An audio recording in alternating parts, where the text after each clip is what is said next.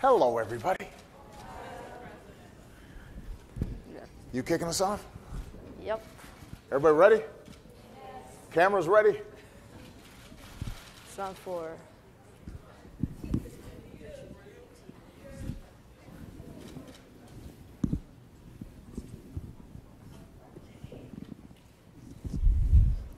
Good morning, everyone. My name is Usman Yahya, and I'm a 6th grade student at Bennett Middle School in Salisbury, Maryland.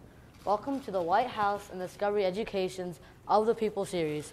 We are live from Anacostia Library in Washington, D.C., with students from Kramer Middle School and Brightwood Education Campus. Yay!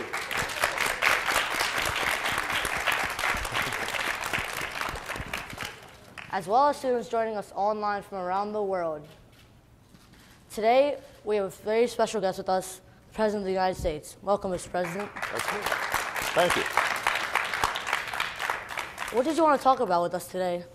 Well, we are in an outstanding library, part of the DC library system, but what I really want to talk about is how we can harness and take advantage of the amazing technological revolution that's taken place to help young people learn, to help young people And since succeed. our audience is so big, not only here, online, and around the world, one of our students from Golden Oak Montessori in California, Danica, she asked, what is your favorite way to get rid of writer's block? And explaining that, just talk about what is writer's block.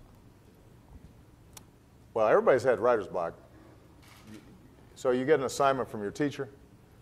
He says, I want you to write a one-page essay about what you did last summer. Mm-hmm. So you sit there, and there's a piece of paper, and you got your pencil or your pen, and you're sitting there, and then you say, I don't know what to write about. I don't know what to say. That's writer's block. And there's only one way to overcome writer's block. What do you think it is? Anybody got an idea?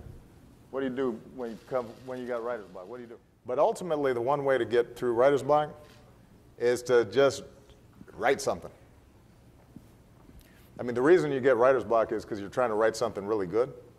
But I don't know if your teachers have sometimes told you that sometimes the best thing to do is just to start putting some things on paper, even if it's not good, but at least it makes you kind of get going. It's not as intimidating if the page isn't blank, right? If you've already got something on paper, you can just kind of scratch out ideas and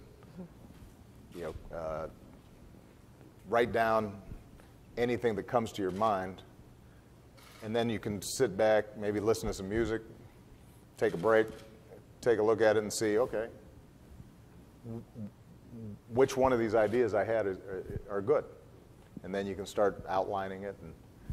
But look, I still get writer's block sometimes. Sometimes I have to write speeches, big speeches, and I'm sitting there and I'm thinking, I don't know what I want to say.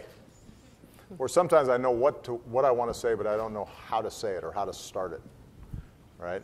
But you can't be afraid of that. You just, a lot of times the reason people get blocked is because they're worried that what I'm going to do is not going to be that good.